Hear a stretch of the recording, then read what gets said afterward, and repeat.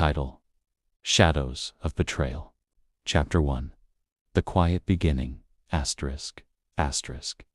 Section 1: The Serene Town. In the small, sleepy town of Silver Creek, life moved at a predictable pace. Cobblestone streets, lined with quaint shops and neighbors greeting each other, painted a picture of simplicity. But beneath the surface, secrets whispered in the shadows. A mysterious stranger arrived one rainy evening, his dark trench coat dripping as he walked into the lone diner. His piercing eyes scanned the room, sending chills down the spines of the few patrons inside. No one knew his name, but his presence was impossible to ignore. Life in Silver Creek had been peaceful for decades, and the stranger's arrival disrupted that fragile balance. People exchanged wary glances, sensing something sinister in the air. Little did they know, this stranger was the harbinger of chaos. The storm outside mirrored the one brewing within the town. Section R: A Missing Person. The next morning, the town was thrown into disarray. Emily Carter, a beloved schoolteacher, had vanished without a trace.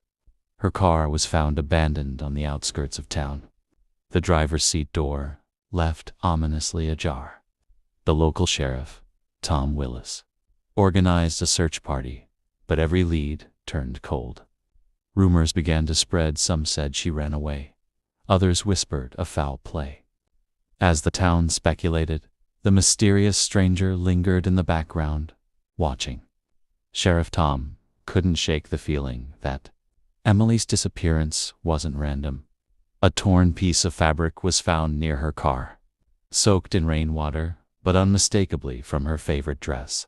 The case quickly became the talk of Silver Creek, and fear began to seep into the hearts of its residents. Section 3: The Stranger's Motive. The diner buzzed with quiet conversation as the stranger sat at the corner booth, sipping black coffee. He spoke little, but his presence was unsettling. When asked about his business in town, he simply said, "I'm looking for someone." His vague answers only deepened the town's unease. Sheriff Tom kept an eye on him, but without evidence, he couldn't do much. Meanwhile, the stranger seemed to know more about Emily than anyone realized. A cryptic note was found at her home, reading, "The truth hides in plain sight."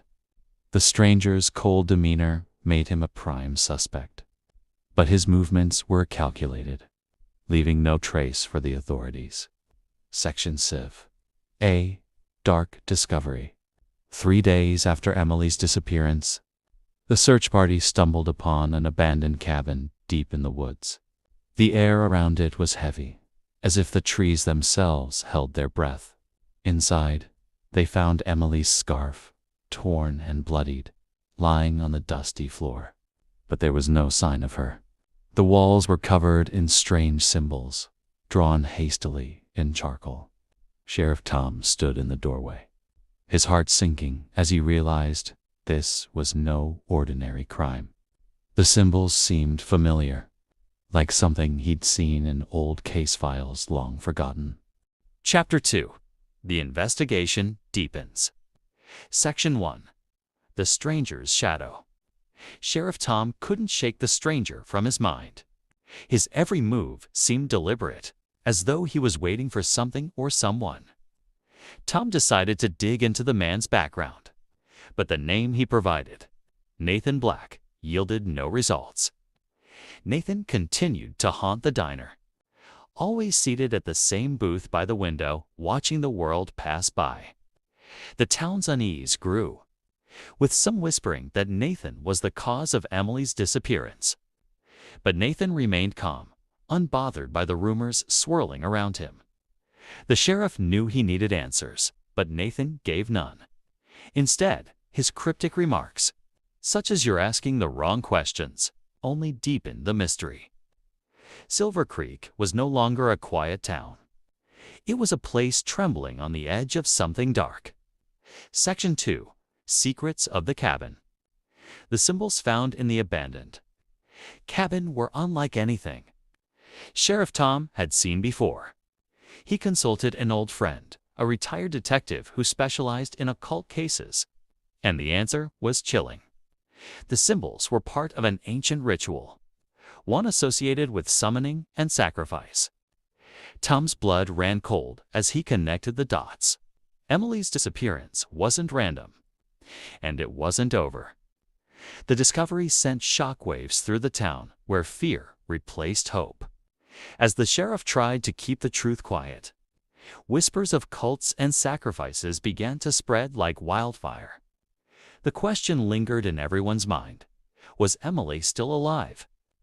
Or had she already become a part of something unspeakable? Section 3.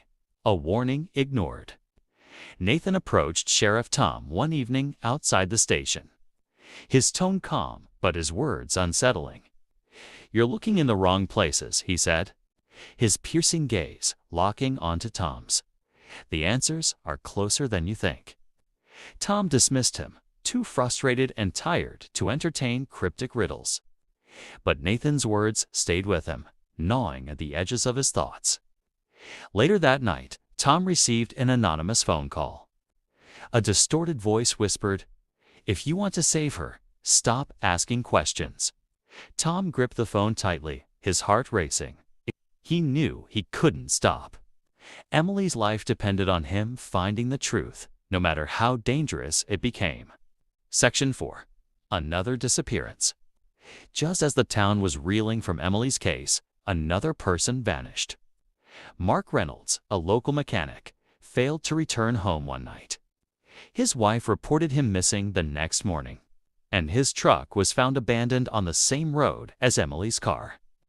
The town spiraled further into paranoia, and now no one felt safe. Sheriff Tom realized this was no coincidence, the same pattern. The same eerie silence surrounding the disappearances. Nathan watched from the sidelines, his expression unreadable, as though he knew exactly what was happening. Tom began to suspect that Nathan wasn't just a stranger. He might be deeply tied to the nightmare unfolding in Silver Creek. Chapter 3. A Town Divided. Section 1. Fear Takes Hold. The once united town of Silver Creek was now fractured. Neighbors who had shared smiles now exchanged suspicious glances. People began locking their doors and windows, even during the day. The diner, once a place of laughter, was now filled with hushed whispers and darting eyes. Rumors spread like wildfire: cults, kidnappings, conspiracies. Some blamed Sheriff Tom for not acting fast enough, while others pointed fingers at Nathan. The fear was palpable, and it was clear that the town's peace had been shattered for good. Tom tried to reassure the people, but his own doubts were eating away at him. Deep down, he feared they were right, he wasn't doing enough. Section 2. Nathan's revelation. Nathan finally broke his silence during another tense conversation with Tom. "You think this is about missing people?" he said with a cold laugh. "This is bigger than Emily or Mark. This town is sitting on a powder keg, and someone just lit the fuse." His words sent chills down Tom's spine. Nathan claimed he was searching for someone who had ties to the events in Silver Creek, someone who had unleashed the chaos. When Tom demanded proof, Nathan simply replied, "Look closer at the people you trust." It wasn't much, but it planted a seed of doubt in Tom's mind. Could someone in town be responsible for the horrors unfolding? Section 3. The Hidden Map. While searching through Emily's belongings, Tom stumbled upon an old, weathered map hidden in a false bottom of her desk drawer. The map detailed the outskirts of Silver Creek, with several locations marked in red ink. One of the locations was the abandoned cabin where her scarf had been found. Tom's hands trembled as he traced the lines on the map, realizing that Emily must have known something worth hiding. But why hadn't she come to him? And why did the map's markings align with old, unsolved cases from decades ago? The answers felt just out of reach, but Tom knew he was getting closer to the truth. Section 6. A deadly encounter. Late one night, while driving to one of the locations marked on the map, Tom's car was forced off the road by a shadowy figure. He barely managed to avoid crashing into a tree, his heart pounding as he stepped out into the darkness. The figure was gone, but a warning was left behind, a knife embedded in his car door with a note tied to it. The note read, "*Turn back or you're next." Tom realized this wasn't just a case of disappearances anymore. Someone was actively working to stop him, and they were willing to kill to keep their secrets buried. Chapter 4. The Cult's Return. Section 1. The Hidden Connection.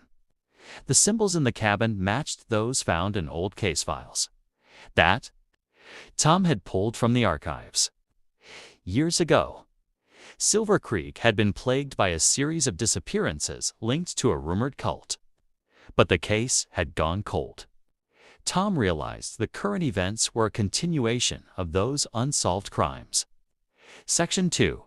Nathan's True Role. Nathan revealed to Tom that he wasn't an ordinary stranger. He was a former investigator who had been tracking the cult for years. "They took someone from me," he said, his voice heavy with grief. "I've been hunting them ever since." Nathan's knowledge of the cult was extensive, and his presence in Silver Creek wasn't a coincidence. He believed the cult had returned to finish what they started, using the town as their base of operations. Though Tom was reluctant to trust him, Nathan's insight was too valuable to ignore. Section 3. The Marked Locations. The locations on Emily's map were all tied to the cult's activities. Old abandoned buildings, forgotten caves, and isolated clearings in the woods formed a trail that led to a single, ominous location: the ruins of an old church just outside of town. Nathan explained that the church had been the cult's gathering place decades ago. It was there that they performed their rituals, and it was likely where they'd taken Emily and Mark. The thought of what might be happening there sent chills through Tom. Section 4. The Gathering Storm. As Tom and Nathan prepared to confront the cult, the town's fear reached its breaking point. People began leaving Silver Creek, abandoning their homes in search of safety. Those who stayed barricaded themselves inside, hoping the nightmare would end. Tom felt the weight of responsibility crushing him, knowing that the fate of the town and Emily's life depended on what happened next. With the map in hand and Nathan by his side, Tom set out for the old church. Chapter 5. Into the Shadows. Section 1. The Church of Dread. The old church stood in eerie silence, its crumbling walls covered in moss and vines. Tom and Nathan approached cautiously, their footsteps muffled by the damp earth. The air was thick with the scent of decay, and an unsettling stillness hung over the place.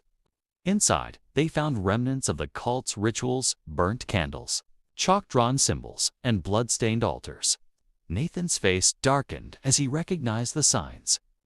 Section 2. The Captives.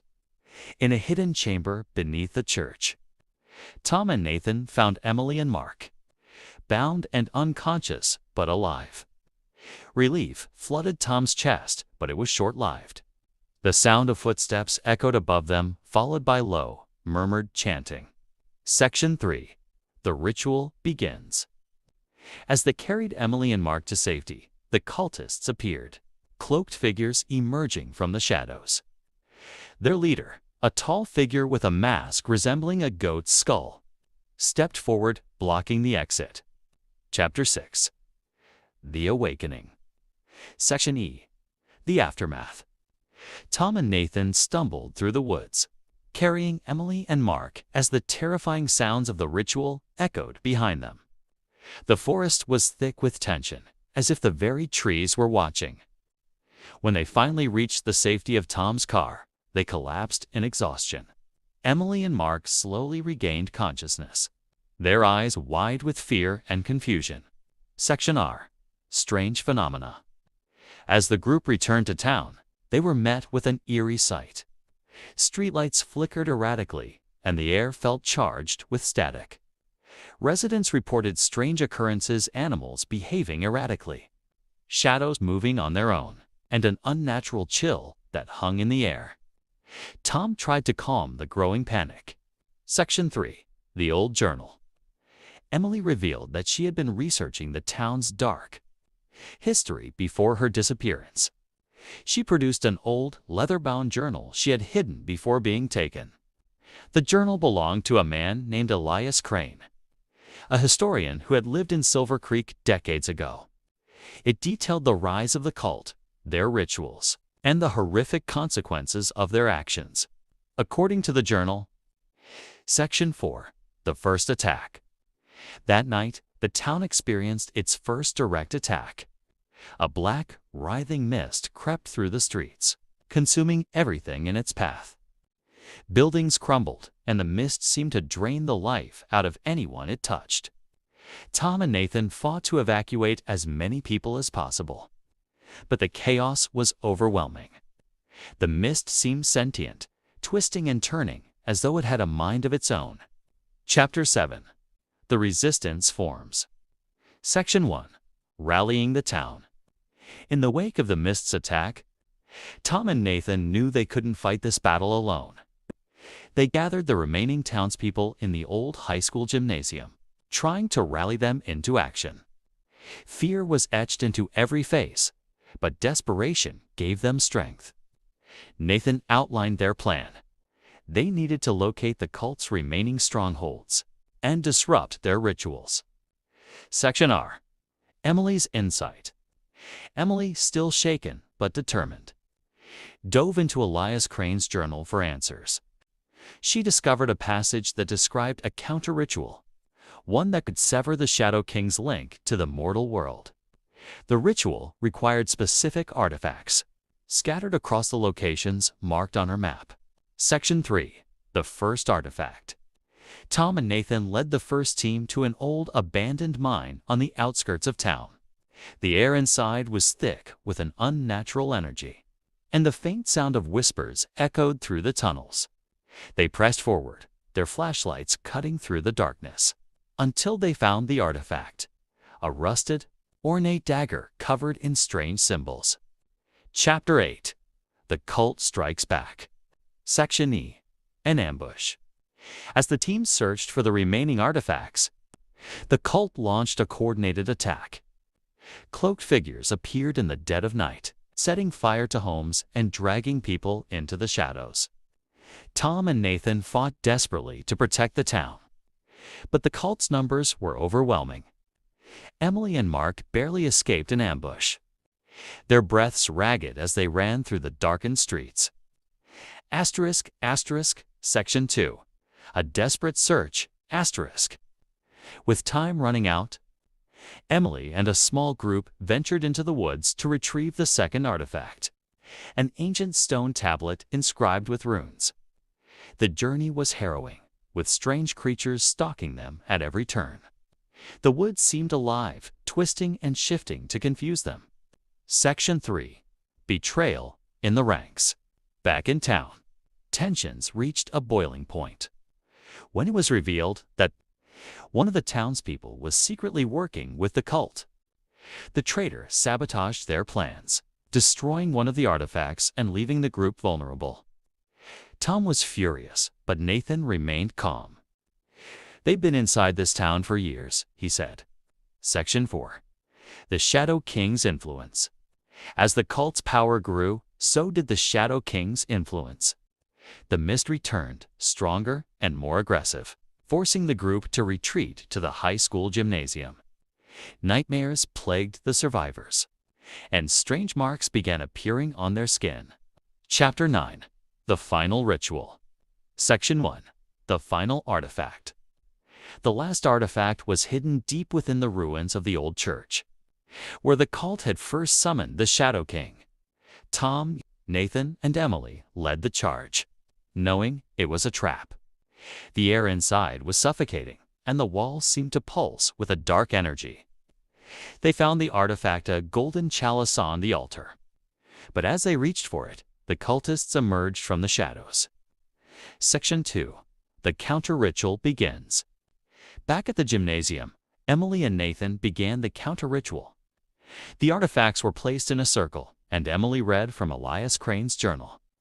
The air crackled with energy as the ritual began. But the cultists weren't going to let them succeed.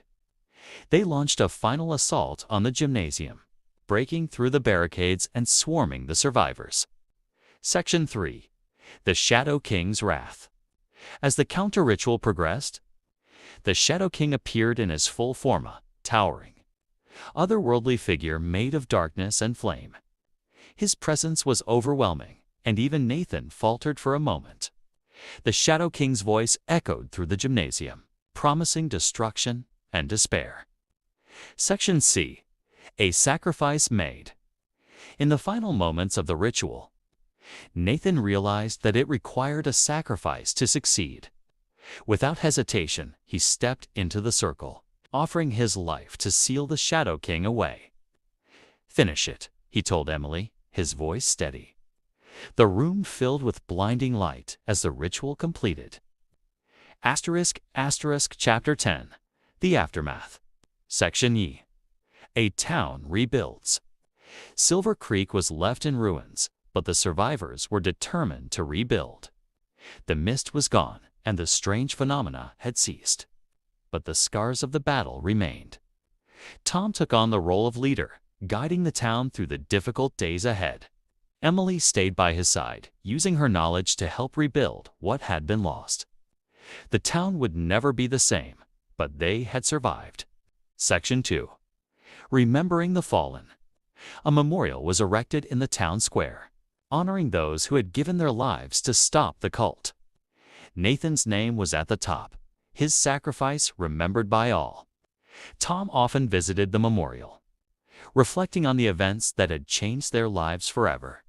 He knew that without Nathan's bravery, they wouldn't have made it. Section 10. A Lingering Threat. Though the cult had been defeated, whispers of their presence still lingered. Strange symbols appeared in the woods, and some residents reported seeing shadowy figures at night. Tom and Emily knew they had to remain vigilant. The Shadow King's power had been sealed, but they couldn't be sure it was gone for good. Section Civ. A New Beginning. Despite the lingering fears, the people of Silver Creek began to rebuild their lives. The town grew stronger, united by their shared experiences. Tom and Emily continued their fight against the darkness, determined to protect their home. Silver Creek had faced the unimaginable and survived, proving that even in the darkest times, hope could prevail.